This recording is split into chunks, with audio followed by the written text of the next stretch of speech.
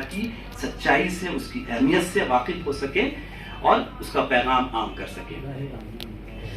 ہم نے اسی لیے مولانا سے اور ڈاکٹر صاحب سے گزارش کی کہ ہمارا واقعات کربلا صبر و ایثار کی علامت، ہم جس ماحول سے گزر رہے ہیں، جس دور سے ہم گزر رہے ہیں، اس دور میں اشتعال انگیزی سے گریز کرتے ہوئے اگر ہم صبر، قناعت، ایثار کی مثال پیش کریں تو شاید ہم اس گردش زدہ دور سے نکل سکتے ہیں۔ ایسے میں بہت ضرورت ہے کہ ہم امام حسین کا پیغام پڑھیں، انہیں سنیں اور اس پر چلنے کی کوشش کریں گے تو ہمارا کوئی کچھ بگاڑ نہیں سکتا۔ ان کی درازی بھی کیا قامت ہے، کسی کو اپنی کہانی کوئی نہیں دیتا، یہ کربلا نہیں دریا دلوں کی بستی ہے، مگر حسین کو پانی کوئی نہیں دیتا۔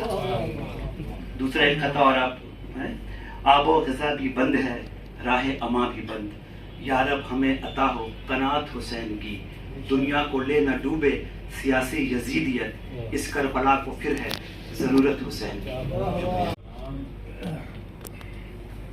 چار مصرے مولا حسین کی شان میں سماعت فرمائیں کہ حالات بدلنے کا اثر دیکھ رہا تھا، حالات بدلنے کا اثر دیکھ رہا تھا معجزہ جسم ادھر دیکھ رہا تھا معجزہ جسم ادھر دیکھ رہا تھا، اور نیزے کی بلندی پہ تھی قرآن کی تلاوت، نیزے کی بلندی پہ تھی قرآن کی تلاوت، قرآن بھی شبیر کا سر دیکھ رہا تھا، قرآن بھی شبیر کا سر دیکھ رہا تھا۔ اللہ من الشیطان الرجیم، بسم اللہ الرحمن الرحیم، الحمدللہ رب العالمین، والصلاة والسلام علی نبیہ الکریم، مولانا و سیدنا و نبینا و حبیبنا و طبیبنا و نفوسنا مولانا سید العرب والعجم ابی القاسم المصطفیٰ محمد۔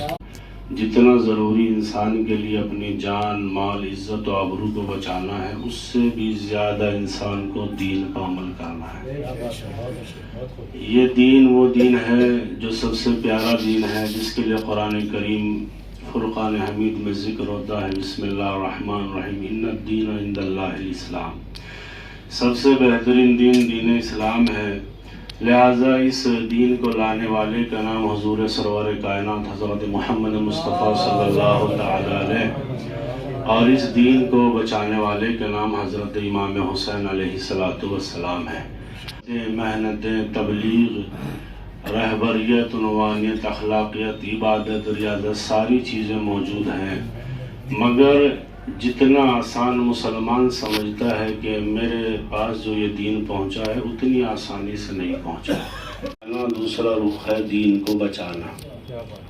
دین کو جب ضرورت پڑی خون کی تو خون کس نے پیش کیا؟ آل رسول صلی اللہ علیہ وآلہ وسلم، کیونکہ انہی کے گھر نے قربانیاں پیش کی اور انہی کے گھر میں یہ قرآن نازل ہوا جو فرقان حمید ہم اور آپ تلاوت فرماتے ہیں۔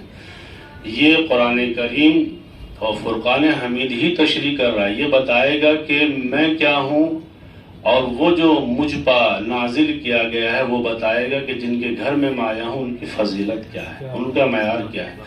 اہل بیت علیہ السلام کو شیعوں کے کھاتے میں ڈال دیا ہے اور اصحاب کرام کو سنیوں کے کھاتے میں ڈال دیا ہے۔ عجیب و غریب مرحلہ پیدا ہو گیا، جبکہ آپ حضرت صلی اللہ علیہ وسلم کی اگر آپ زندگی دیکھیں، اکارڈنگ آف صحیح بخاری 1,20,000 اصحاب نبی ہیں، 1,20,000 اکارڈنگ آف صحیح بخاری، کم و بیش۔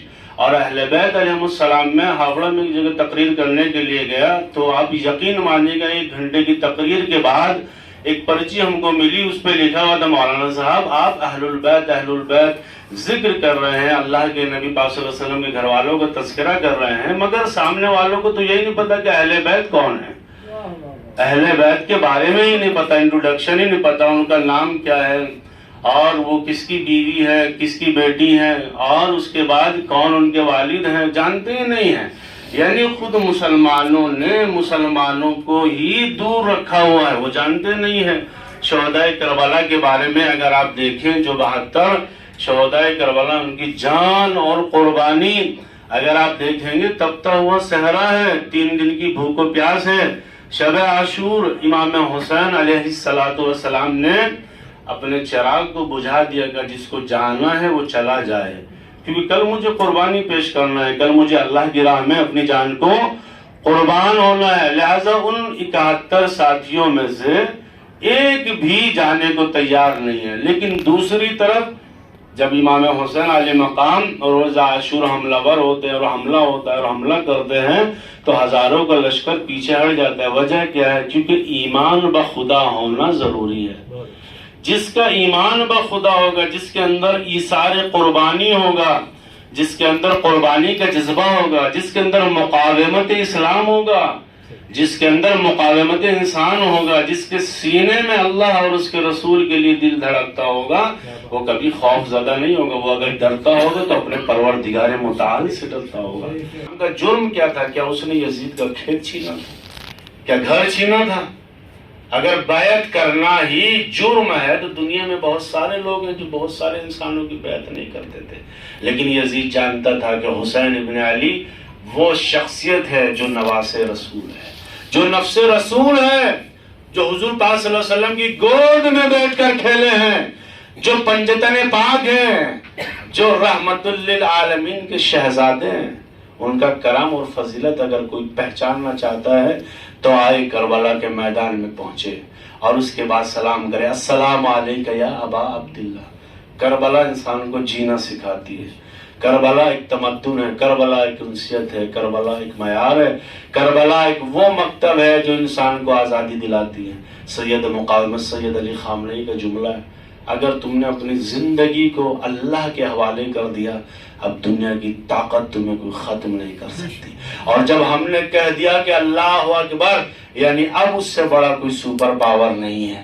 کل کا یزید بھی یہی کہتا تھا کہ مجھ سے بڑا سپر پاور نہیں ہے، آج کا امریکہ اسرائیل بھی یہی کہتا ہے۔ لہٰذا کل حسین نے اس کا مقابلہ کیا ہے اور آج حسین والے و مسلمان اس کا مقابلہ کریں گے۔ والسلام علیکم ورحمۃ اللہ وبرکاتہ۔ جگہ ایک واحد ہستی ہے کہ جہاں پر کوئی ایسا ظلم نہیں ہے جو ہوا نہ ہو، کوئی ایسا ظلم نہیں ہے۔ صرف یہ سن لینا کہ 3 دن تک حضرت امام حسین علیہ السلام اور ان کے بچوں پر پانی بند کیا گیا، یہ کافی نہیں، کوئی ایسا دنیا میں ظلم ہی نہیں ہے۔ اگر آپ ملاحظہ کریں، کربلا کے 2 رخ بیان کیے جاتے ہیں۔ ایک رخ وہ ہے کہ ہم آئے آپ کے سامنے اور ہم نے حدیثیں بیان کی اور واقعات کربلا کو نقل کیا، یہاں پہ تیر لگا، یہاں پہ شمشیر لگی، یہاں پہ نیزہ لگا، یہاں پہ یہ ہوا اور یہاں پہ بچوں کو مارا گیا، یہاں پہ امام حسین کو قتل کر دیا اور اس کے بعد آپ اپنے گھر چلے گئے، ہم اپنے گھر چلے گئے۔ یہ بھی ایک کربلا ہے، لیکن ایک کربلا وہ ہے کہ جو بعد کربلا شروع ہوتی ہے، یعنی اس کربلا کو سننے کے بعد انسان کے اندر جذبہ استقامت آنی چاہیے۔ کربلا سننے کے بعد حق کو حق کہنے کی عادت ہونی چاہیے۔ کربلا سننے کے بعد ظالم کا مقابلہ کرنا ضروری ہے۔ اور اگر وہ کربلا ہمارے سمجھ میں آ گئی اور تمام مسلمانوں کے، اس کی وجہ کیا ہے؟ کیونکہ کربلا کو اسی لیے لوگوں سے دور رکھا جاتا ہے اور اسی لیے زیادہ عبادت کی طرف توجہ دی جاتی ہے انسان کی۔ کربلا پہ عمل کیا ہوتا تو صبر و استقامت ہوتی، وہ اپنے محل سے باہر آتے ہیں۔ دیکھیں 2 ہی یونیورس ہیں دنیا میں کربلا کے بعد، ایک یونیورس کو یزیدی یونیورس کہا جاتا ہے، دوسرے یونیورس کو حسینی سلیبس اور یونیورس کہا جاتا ہے۔ یہ 2 ہی نظریے ہیں بعد کربلا۔ ایک مکتب کو یزیدی مکتب کہا جاتا ہے، دوسرے مکتب کو حسینی مکتب کہا جاتا ہے۔ اور ہر زمانے میں کوئی بھی یزیدی اٹھے گا تو حسین علیہ السلام کی زندگی پا عمل کرنے والا ہی انسان اس کا مقابلہ کرے گا۔ کیوں؟ کیونکہ اس کے پاس آئیڈیالوجی ہے۔ کربلا ایک یونیورس ہے، استقامت سکھاتی ہے اور شہادت کا جذبہ پیدا کرتی ہے۔ اگر انسان کے اندر شہادت کا جذبہ نہ ہو، اگر وہ شہادت کو اس طریقے سے اس لیول پہ جا کے نہ سمجھے تو کربلا کے علاوہ اس کے پاس کوئی ایک راستہ نہیں ہے۔ لیکن اس کو کربلا سے اتنا دور رکھا گیا کہ کربلا سنو گے تو تم شیعہ ہو جائے گا۔ عجیب و غریب مرحلہ ہے۔ اس میں شیعہ سنی بریلوی دیوبندی کا مسئلہ ہی نہیں، یہ تو قتل امام حسین، یہ حضور پاک صلی اللہ علیہ وسلم سے رشتہ کیا ہے امام حسین علیہ السلام کا؟ اب جا کر عام طور سے آپ مسلمان سے بات کیجئے، اکثر لوگوں کو معلوم ہی نہیں ہے۔ اس کی وجہ کیا ہے؟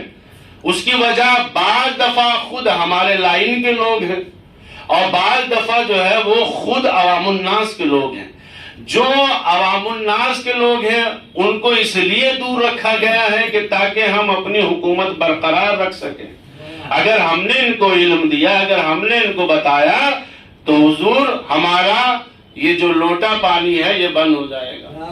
بھی شیعہ کا گھر نہیں ہے فلسطین کے اندر، لیکن سب سے بڑا حمایتی شیعہ ہیں فلسطین کے. اور یہ بھی بات بتا دوں کہ اکثر یعنی 95% لوگ مسلک اہل حدیث ہیں، لیکن وہ اہل حدیث وہ ہیں کہ جو کربلا کو اپنا آئیڈیل مانتے ہیں. لہذا آج تک دنیا کی کوئی طاقت اس سرزمین کو ہرا نہیں سکتی ہے.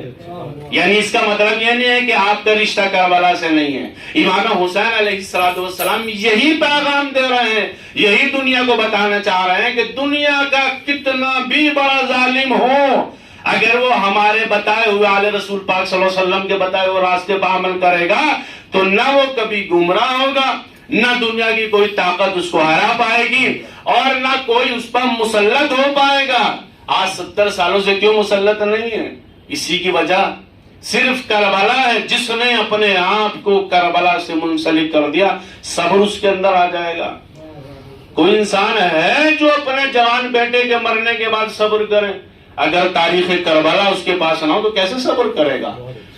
اگر کسی کی ماں کا انتقال ہو جائے، کربلا کی ہسٹری اس کے سامنے نہ ہو تو کیسے صبر کرے گا؟ دنیا انسانیت میں جو سب سے بڑا ظلم کربلا کے میدان میں ہوا، یعنی مسلمان کو اس سے اپنی انرجی، آئیڈیالوجی، اپنا مکتب، اپنی فکر کو بلند کرنا ہوگا. اور جو انسان کرتا ہے وہ کبھی ہار نہیں سکتا ہے، وہ ہمیشہ اس کو جیت. ان اللہ مع الصابرین کہنا آسان ہے، اس جملہ قرآنی پر عمل کرنا بڑا مشکل ہے. مطلب یہ ہے کہ حافظ قرآن محافظ قرآن کو قتل کر رہا ہے. حافظ قرآن محافظ قرآن. بھئی یہ وجہ کیا، ریزن کیا ہے؟ کہ حضور وجہ یہ ہے کہ اس نے قرآن کو زبان سے تو رٹا ہے مگر اس نے دل میں نہیں اتارا ہے. اگر یہ دل میں اتار لیتا تو کبھی حافظ قرآن محافظ قرآن کو قتل نہ کرتا. یہ کہہ رہا ہے کہ میں جا کر نماز ادا کرنی ہے. بہت سارے دوسری حدیث میں آیا ہے کہ حضرت امام حسین علیہ السلام کو روز جمعہ شہید کیا گیا. بہت سارے علماء اکابر لکھتے ہیں کہ جمعہ پڑھا گیا. 18,000 مفتیوں نے حسین ابن علی کے خلاف قتل کا فتویٰ دیا. کیوں؟ کیونکہ یزید کی بیعت نہیں کی، حاکم کی بیعت نہیں کی. اور جو حاکم کی بیعت نہ کرے وہ کون ہوتا ہے؟ تو حاکم کس نے بنایا تھا یزید کو؟ حاکم یزید کو کس نے بنایا تھا؟ یزید کو حاکم مسلمانوں نے نہیں بنایا تھا.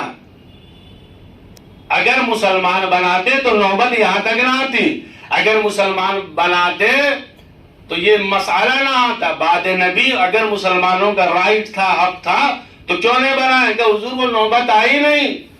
تو لہٰذا جب وہ حاکم بنا تو اس نے سب سے پہلے کیا کام کیا؟ آل رسول کو قتل کیا. آل رسول پاک صلی اللہ علیہ وسلم کو قتل کیا. صبر و ایثار.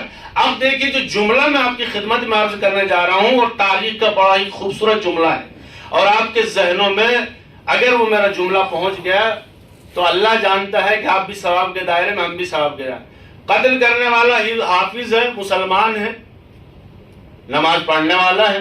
اور یہ واحد کربلا ایک ایسی جہاں پہ مسلمان کو قتل کر رہا ہے. دونوں طرف نمازیں. یزید لشکر بھی بے نمازی نہیں ہے، ادھر بھی نمازیں ہیں، ادھر بھی نمازیں ہیں، ادھر بھی تمام چیزیں اپنی جگہ پر ہیں، کوئی کمپرمائز. لیکن اس شمر نے جب امام حسین علی مقام علیہ السلام کی گردن پر چھری چلائی اور سر کو تن سے جدا کیا تو چھری کو چھری سے ٹکرایا، اس نے خنجر کو خنجر سے ٹکرایا، اور اس کے بعد اپنی تلوار کو فضا میں لہرایا اور ایک جملہ کا اقتل بالقرآن، میں نے آج قرآن کو قتل کر دیا، میں نے آج قرآن کو مار دیا، میں نے آج قرآن کو قتل کر دیا.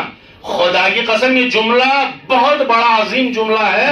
لیکن جب حسین علی مقام کے سر کو نو کے نیزہ پہ بلند کیا گیا تو آپ حضرت کے دہان اقدس سے قرآن کریم کی تلاوت جاری ہوئی. امام حسین علیہ السلام پیغام دینا چاہتے ہیں کہ دیکھو تم یہ کربلا کے میدان میں کہہ رہے اقتل بالقرآن، ہم نے قرآن کو قتل کر دیا، تو جس قرآن کو تم قتل کرنے کی بات کر رہے ہو ہم نو کے نیزہ پر جا کے قرآن کی تلاوت کر رہے ہیں. ہم قرآن کے محافظ ہیں، یہ بتا رہے ہیں کہ جہاں سے تمہاری دنیا انسانیت کی زندگی ختم ہو جاتی ہے، وہاں سے ہماری زندگی کا آغاز ہوتا ہے۔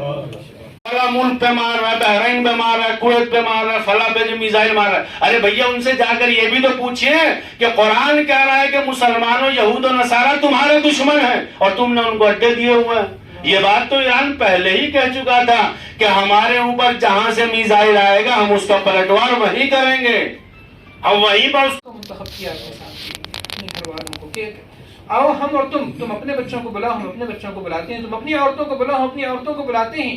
اللہ کے نبی نے حضرت فاطمہ، حضرت علی، حضرت حسن، حضرت حسین، اللہ اکبر، سب کو لیا اور سب کو لے کر کے تیار ہو گئی اسی اسلام کے لیے، اسی ایمان کے لیے، اسی مناظرے کے لیے۔ اللہ کے نبی صلی اللہ علیہ وسلم نے ان کو اکٹھا کیا۔ آپ سورہ دہر پڑھیے، سورہ دہر میں اللہ تبارک و تعالیٰ نے آیتیں نازل فرمائی کس کے بارے میں؟ حضرت علی رضی اللہ۔ کیوں؟ اصل ہم کو اسی پر آنا ہے جس کے بارے میں جناب علی فرما رہے تھے کہ اصل اس عمل پر آنا ہے جو عمل حضرت علی، حضرت حسین، حضرت حسن نے کر کے دکھایا۔ یوفون بالنذر ویخافون یوما کان شرہ مستطیرا ویطعمون الطعام علی حبہ مسکینا ویتیما واسیرا انما نطعمکم لوجہ اللہ لا نرید منکم جزاء ولا شکورا۔ فرمایا کہ وہ لوگ نظر کو پورا کرنے والے ہیں، اس دن سے ڈرنے والے ہیں جس کا شر پھیلا ہوا ہے، یعنی قیامت کا دن، اور وہ لوگ اللہ کی محبت کی وجہ سے مسکین کو کھانا کھلاتے ہیں، یتیم کو کھانا کھلاتے ہیں، قیدی کو کھانا کھلاتے ہیں۔ 3 دن حضرت علی اور حضرت فاطمہ اور حضرت حسن اور حضرت حسین بھوکے رہے، 3 دن بھوکے رہے، اور تینوں دن کی جو روٹی بنی تھی اور مزدوری کر کے جو لائے تھے اس کو ایک قیدی کو دے دیا، ایک یتیم کو دے دیا، ایک جو ہے مسکین کو دے دیا۔ کیا ہمارے اندر جذبہ ہے؟ ہم آج یہاں پر اس جذبے کو اپنے اندر بیدار کرنے کے لیے اپنی عملی زندگی میں، ہم اگر جا کر کے شہید نہیں ہو سکتے، ہم اگر جا کر کے پیاسے نہیں مر سکتے، آپ نے بتایا کہ ہم کو جو ہے کیا کرنا ہے، ہم کو اپنی جان کا نذرانہ دینا ہے، وہ نہیں تو اپنی مال کا نذرانہ تو دیں، کم از کم ہم اس میں اس اسوے کی پیروی کریں جو اسوہ اللہ کے نبی صلی اللہ علیہ وسلم کے گھر والوں نے پیش کیا، حضرت حسین نے اور حضرت حسن نے پیش کیا۔ پیاسے دشمن کو بھی پانی پلا رہے ہیں، کتنی بڑی بات ہے، کس قدر عظیم بات ہے کہ دشمن کو پانی پلا رہے ہیں، اور معلوم ہے کہ یہی دشمن کل ہمارے بچوں کو روکے گا۔ ہے ہمت ہم میں؟ یہ سننے کے لیے بھی ہمت چاہیے، اس کو اپنے اندر اتارنے کے لیے ہمت چاہیے۔ اہل بیت کو جو مقام ملا ہے یہ ان اعمال کی وجہ سے ملا ہے، یہ وہ اہل بیت ہیں جنہوں نے اپنے آپ کو قربان کر دیا، جن کے ہاتھ پر اور جن کے نام پر ہم نے کلمہ پڑھا۔ قرآن مجید میں اللہ کے نبی صلی اللہ علیہ وسلم کی حدیثوں میں اہل بیت کی جو عظمت، جو فضیلت نازل ہوئی ہے، اللہ کے نبی فرمایا کہ میرے بعد تم کتاب اللہ کو پکڑنا اور میری عطرت کو پکڑنا۔ عطرت کون ہے؟ اللہ کے نبی صلی اللہ علیہ وسلم کے گھر والے ہیں۔ کیا وجہ تھی کہ اللہ کے نبی صلی اللہ علیہ وسلم نے ہم کو تنہا نہیں چھوڑا، ہم کو بتایا کہ نہیں، تم کتاب اللہ اور کتاب اللہ کے ساتھ رجال اللہ، ایک ہوتا ہے کتاب اللہ، اللہ کی کتاب رکھے، رجال اللہ، اللہ کے لوگ، اللہ والے، ان اللہ والوں کو پکڑو، ان کے ہاتھ کو تھامو، ان کی رسی کو مضبوطی سے پکڑو، تاکہ ان کے راستے پر چل کر کے، ان کے طریقے پر چل کر کے، ان کی زندگی کو اپنا اسوہ اور اپنا نمونہ بنا کر کے اس زندگی میں بھی کامیاب ہو جاؤ اور آنے والی زندگی میں بھی کامیاب ہو جاؤ۔ امام جو بہت بڑے امام ہیں وہ فرمایا کرتے تھے کہ بھائی یہ ایک فلسفہ ہے، یہ ایک فلسفہ ہے، یہ صرف ایک واقعہ نہیں ہے، اس کی یہ یزیدیت ایک مستقل فکر ہے اور ایک حسینیت ایک مستقل فکر کا نام ہے، اور ہم کو آخرت میں کس کے ساتھ کھڑا ہونا ہے۔ تو تعداد اور وسائل کی کمی کے باوجود حق کے لیے ڈٹ جانا، یہ ہے پیغام کربلا کا۔ ظلم اور آمریت کے سامنے سر جھکانا مومن کا شیوا نہیں ہو سکتا۔ مادی طاقت پر اخلاقی اور روحانی اصولوں کو ہمیشہ فتح حاصل ہوتی ہے۔ آپ نے دیکھا مولانا محمد علی جوہر کا شعر ہے کہ آپ نے فرمایا تھا قتل حسین اصل میں مرگ یزید ہے، اسلام زندہ ہوتا ہے ہر کربلا کے بعد۔ شہنشاہاں حسان و فرزدق ہیں یہاں، عاجز و حیران شرمندہ زمانے سے گئے، وائل و صحباں قاصر ہیں سخن فہم و سخن سنج و سخنداں، کیا مدح کفے خاک سے ہو نور خدا کی، لکنت یہاں کرتی ہیں زبانیں فصحا کی۔ بہت شکریہ، جزاک اللہ۔ مصرے سماعت فرما رہا ہوں، سماعت فرمائیے۔ شعراء ہر سو جو خوش کلامی کا ہے، شعراء ہر سو جو خوش کلامی کا ہے، باعث مدح امام نامی کا ہے۔ اور میں کیا آواز کیسی پڑھنا کیسا، میں کیا आवाज कैसी पढ़ना कैसा, आका ये शरफ तेरी गुलामी का है, आका ये शरफ तेरी गुलामी का है। और मीर अनीस के चंद बंद और समाज फरमाइए कि बाद मुर्दन मुझे दीवाना बना दे या रब, बाद मुर्दन मुझे दीवाना बना दे या रब, ताकि मैं अपने गुनाहों को गिना ही न सकूं। और या तू अंसार हुसैनी में मुझे कर दाखिल, या तू अंसार हुसैनी में मुझे कर दाखिल, ताकता हारों की फहरिस्त में आ ही न सकूं। अहम प्रोग्राम है और इसमें अभी जो जनाब आली ने तकरीर की और उसमें जिस तरह से आपने बताया कि हमको करबला से, हज़रत इमाम हुसैन से, आले रसूल से और अस्हाब रसूल से सब्र और इस्तिक़ामत का जो पैगाम लेना है और अपने अंदर वही जज्बा दोबारा पैदा करना है जो जज्बा उन हजरात ने अपने अंदर पैदा किया था, और वो जज्बा था जुल्म के ख़िलाफ़ खड़े होने का, वो जज्बा था ईसार का, वो जज्बा था इस्तिक़ामत का। हज़रत इमाम हुसैन रज़ियल्लाहु ताला अन्हु, और आपके बारे में जब आप अशआर पढ़ रहे थे तो मुझे भी एक शेर याद आ रहा था जो मैंने पढ़ा था कि सरों की भीड़ में देखो कि जुल्म के आगे झुका हुआ जो नहीं है वो सर हुसैन का है, और यजीदियत जो कहीं सर झुकाए सर छुपाए बैठी है, यजीदियत जो कहीं सर छुपाए बैठी है, खुदा का खौफ नहीं उसको डर हुसैन का है। एक मरतबा जब अल्लाह के नबी सल्लल्लाहु अलैहि वसल्लम ये चाह रहे थे कि हज़रत ज़ैनब मदीना मुनव्वरा आ जाएं, किस कदर सख्त तकलीफ़ों का सामना करना पड़ा उनको। ज़िक्र शहादतैन का प्रोग्राम मुनक़्क़द किया गया इंस्टीट्यूट की जानिब से, और मैं इंतहा शुक्रगुज़ार हूँ मैं इमाम साहब का और राशिद साहब का और दोनों शुरू सलाम पढ़ने वालों का और अपने जनरल सेक्रेटरी जनाब नईम अनीस साहब का, जो इस प्रोग्राम में बेचार चांद लगा दिया गया। और अल्हम्दुलिल्लाह आज हमने वाक़यात करबला सुना।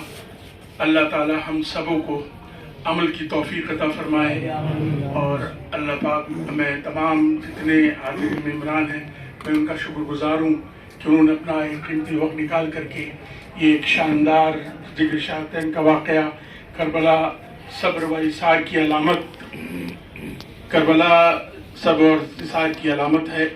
हम इसको बहुत गौर से हम लोग पढ़ें और पढ़ करके अपने अंदर वो सब्र और सब्र अता फरमाए, सब्र करें। कलम करा दिया तो मैं अपनी आप लोगों का शुक्रिया अदा करते हुए मैं अपनी बात को ख़त्म करता हूँ। बहुत बहुत शुक्रिया आप लोगों के तशरीफ़ आवरी का।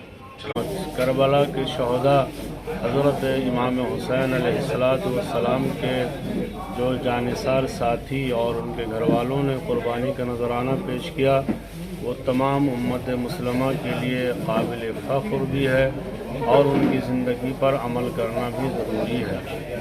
इंसान हज़रत इमाम हुसैन अलैहिस्सलाम की शहादत को पढ़ने के बाद उस पर अमल करने की कोशिश करें, क्योंकि यही एक शहादत है जिसको करबला की शहदा कहा जाता है, जो इंसान के अंदर इस्तिक़ामत पैदा करती है, इंसान के अंदर सब्र पैदा करते हैं और इंसान के अंदर मुकावमत, जालिम के ख़िलाफ़ बोलना और जालिम का मुकाबला करना करबला वालों ने सिखाया है। जहाँ पर भी जुल्म होगा वहाँ पर करबला को पढ़ने वाले, करबला को मानने वाले और करबला पे अमल करने वाले मौजूद रहेंगे और उस जालिम का मुकाबला करेंगे, क्योंकि हज़रत इमाम हुसैन अलैहिस्सलाम ने भी वक्त के जालिम यजीद का मुकाबला किया और यजीद को ये बताया था कि हम तुझ जैसे की बैत नहीं करेंगे, तो खलीफा व हाकिम बनने के लायक नहीं है, हम आले रसूल सल्लल्लाहु अलैहि वसल्लम हैं, लिहाजा हमारा मर्तबा और हमारा कमाल और हमारी फजीलत अल्लाह तबारक व तआला की जानिब से है। और हज़रत इमाम हुसैन अलैहिस्सलाम का जो शजर नसब है वो हुज़ूर पाक सल्लल्लाहु अलैहि वसल्लम के नवासे हैं और अहलुल बैत अलैहिमुस्सलाम हैं, अल्लाह के नबी पाक सल्लल्लाहु अलैहि वसल्लम के घर वाले हैं। इनका मर्तबा خود قرآن کریم میں ذکر ہوتا ہے بسم اللہ الرحمن الرحیم انما یرید اللہ لیذھب عنکم الرجس اہل البیت ویطہرکم تطہیرا۔ اللہ نے یہ ارادہ کیا ہے کہ تم کو ہر رجس سے پاک رکھے۔ اللہ پاک و پاکیزہ رکھنے کا وعدہ ان اہل البیت پنجتن پاک علیہ السلام کو قرآن کریم میں گواہی دے رہا ہے۔ آج کا یہ پروگرام بھی ذکر شہادت شہدائے کربلا کے لیے بیان کیا گیا تھا اور ذکر کیا گیا تھا۔ بہت سارے مقررین اور مدعوین حضرات نے اپنے اپنے نذرانے پیش کیے ہیں، لہٰذا آج کا یہ پروگرام اور اس کا میسیج اور اس کا پیغام یہ ہے کہ تمام مسلمان، بلکہ مسلمان ہی نہیں، جو انسان ہے، جو آزاد انسان ہے، اس کو حضرت امام حسین علیہ السلام کی زندگی سے پڑھنے کے بعد میں اس پہ عمل کرنا چاہیے اور سیکھ لینی چاہیے، اور اس پر عمل کرنے کے ساتھ ساتھ انسان کو یہ جاننا چاہیے کہ آزادی اور انسان کو ظالم کے خلاف بولنا ہے تو وہ حضرت امام حسین علیہ السلام کی زندگی پر عمل کرے۔ یہی آج کا میسیج ہے اور یہی آج کا پیغام ہے۔ کربلا ہمیں آزاد رہنے کی درس دیتی ہے، آزاد جینے کا سبق سکھاتی ہے۔ جو بھی مسلک ہو، جو بھی مذہب ہو، ہر ایک مذہب کا تعلق کربلا سے ہے۔ اس کی وجہ یہ ہے کہ امام حسین علیہ السلام نے ان سے عزیز ہندوستان کے جتنے بھی مسلمان ہیں، جہاں پر بھی رہتے ہیں، وہ تمام حضرت امام حسین علیہ السلام کے بارے میں اور ان کی زندگی پر عمل کرنے کی کوشش کریں، اور سچا مسلمان وہی ہوتا ہے جو حضور پاک صلی اللہ علیہ وآلہ وسلم اور ان کے اہل البیت اصحاب نبی پاک صلی اللہ علیہ وسلم اور تبع تابعین کی زندگی پر عمل کرتا ہے اور ان کو اپنا امام ولی مانتا ہے اور ان کی زندگی پر چلتا ہے اور ان کی زندگی کو اپنے لیے نمونہ اور آئیڈیل بناتا ہے اور اسی اعتبار سے چلتا ہے۔ حضرت امام حسین علیہ السلام کا پیغام پوری دنیا انسانیت کے لیے ہے، چاہے اس میں ہندو ہوں، مسلمان ہوں، بدھسٹ ہوں۔ اگر آپ دیکھیں ہمارے ملک میں جب آزادی کا پرچم لہرایا گیا تو شری مہاتما گاندھی نے بھی حضرت امام حسین علیہ السلام کے 72 شہداء کا جو زندگی کو پڑھا اور اس کے بعد میں یہ ڈیسائیڈ کیا کہ حضرت امام حسین علیہ السلام نے 72 قربانی پیش کرنے کے بعد پورا اسلام بچا لیا۔ تو میرے پاس تو ہندوستان میں بہت ساری جنتا و پبلک ہے، تو ہم سب کو بچا سکتے ہیں۔ لہٰذا کربلا کو پڑھا، حضرت امام حسین علیہ السلام کو پڑھا، اور آج ماشاءاللہ ہم اپنے ہندوستان میں آزاد ہیں اور تا قیامت تک انشاءاللہ آزاد رہیں گے۔ کربلا زندہ ہے، زندہ رہے گی، اسلام زندہ ہے اور انشاءاللہ زندہ رہے گا۔ کہ پتہ چلے کہ صحیح کیا ہے، فیکٹ کیا ہے، اور جیسے ہم نے آپ نے دیکھا موضوع دیا کہ واقعات کربلا صبر و ایثار کی علامت ہے، تو یہ موضوع دینے کی وجہ بھی یہ تھی کہ آج جو ملک کی صورتحال ہے یا دنیا میں جو ہو رہا ہے، تو اس طرح کربلا کا واقعہ تو ظہور میں آ چکا ہے، تو ہمیں اس سے سیکھنا چاہیے، اپنی اصلاح کرنی چاہیے، اپنے اندر دوسروں کے لیے ایثار و قربانی کا جذبہ پیدا کرنا چاہیے۔ ہماری نئی نسل جو ہے واقعات کربلا کو بھولتی جا رہی ہے، اس کو بتایا ہی نہیں گیا ہے۔ تو ہمارا مقصد یہ ہے کہ واقعات کربلا جو ہوا وہ کیوں ہوا، وہ 72 شہداء کون تھے، وہ کس طرح کے ایمانی جذبے سے سرشار تھے، ہماری نئی نسل اس سے واقف ہو اور ہم خود اس سے کچھ سیکھیں اور اس کو اپنی زندگی میں عملی طور پر اس پر ہم گامزن ہو سکیں۔ مسٹیٹیوٹ کے ہمارے دستور میں 4 پروگرام ہمیں کرنے لازم ہیں: ذکر شہادت، سیرت النبی کا جلسہ اور 15 اگست 26 جنوری۔ تو یہ دستور کے تحت ہم لوگوں کو ہر سال، باقی دوسرے کوئی پروگرام ہو یا نہ ہو، لیکن ان پروگرام کا کرنا لازم ہے۔ تو اسی کے تحت سوشل سب کمیٹی کو ذمہ داری دی گئی ہے کہ وہ یہ 4 پروگرام کا اہتمام ہے اب سب کمیٹی کی نگرانی میں کریں۔ ہم لوگ کی کوشش یہ ہوتی ہے کہ کوئی ایک موضوع دیا جائے مقرر کو، ان میں ایک شیعہ عالم رہیں اور ایک سنی عالم کو ہم بلائیں اور ان سے واقعات کربلا کے حوالے سے نئی نسل کو واقف کرائیں اور ہمارے حاضرین مجلس جو ہیں وہ یہاں سے واقعات کربلا کی اصل روح کو محسوس کر سکیں۔ اسی مقصد کے تحت یہ پروگرام ہر سال ہوتا ہے۔ ایثار، استقامت، حوصلہ، ایمان کی راہ پہ چلنا، صراط مستقیم پر چلنا، اور یہ کربلا کا جو واقعہ ہے اس سے درس حاصل کریں، اس کی روشنی میں اپنی زندگی کو بہتر بنائیں تاکہ آپ صراط المستقیم پر چلنے کی آپ کے اندر ہمت پیدا ہو سکے، حوصلہ آپ کو مل سکے۔ اور جس آج کیا ہمارے یہاں آپ دیکھیں کہ ہر جگہ جو ہے اختلاف ہے، بھائی بھائی میں اختلاف ہے، رشتہ داروں میں اختلاف ہے، کوئی کسی کو برداشت نہیں کر پا رہا ہے، مسلکی معاملے ہیں۔ क्या वाक़यात करबला हमें ये दर्स नहीं देता कि सबको भुला कर हम अपना इसार कुर्बानी का जज्बा पैदा करें, दूसरों के काम आए, इंसानियत का वो नमूना पेश करें कि पूरी दुनिया जो है हमारे इस अमल को सराहे और इससे हम दुनिया में जो तिरगी है उसको दूर करने की कोशिश। अगस्त में होगा सीरतुन नबी का जलसा होगा और उसमें हम लोगों ने ये कोशिश की, हम लोग यहाँ भी चाह रहे थे लेकिन वक्त कम था, तो हम लोग उसमें इस्लामिक क्विज़ भी करेंगे। उससे पहले एक हफ्ते पहले इस्लामिक क्विज़ करेंगे, मुख्तलिफ स्कूल और मदारिस के बच्चों को बुलाएंगे, उनके दरमियान क्विज़ का मुकाबला होगा और उसमें जो फातेह होंगे उनको उस सीरत के जलसे के दिन उनको इनाम व इज़्ज़त से नवाजा जाएगा।